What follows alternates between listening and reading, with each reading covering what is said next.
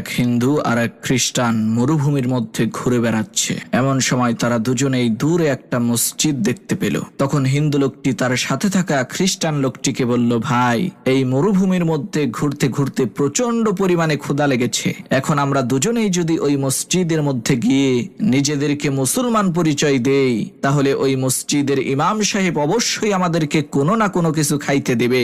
তখন খ্রিস্টান লোকটি বলল, ভাই, আমি মিথ্যা কথা বলে নিজেকে মুসলমান দাবি করতে পারবো না। তখন হিন্দু লোকটি বলল, ঠিক আছে, তুমি না খাইয়া থাইকেনে আমি কিন্তু মিথ্যা কথা বলে এই খাবারটা খাবো, আমার খুবই ক্ষুধা লেগেছে। তারা যখন মসজিদের মধ্যে ঢুকলো, ইমাম সাহেব তাদের দুজনকেই সম্মান করে বসতে দিলেন এবং তাদের নাম জিজ্ঞেস করলেন। তখন সেই হিন্দু লোকটি নিজেকে মুসলমান পরিচয় দিয়ে বলল, আমার নাম আব্দুল মজিদ মিয়া। আর সেই খ্রিস্টান লোকটি বলল, আমার নাম মাইকেল। তখন ইমাম সাহেব মসজিদের খাদেমকে ডেকে এনে বললেন, ভাই, তুমি মাইকেল সাহেবকে খাবার খেতে দাও।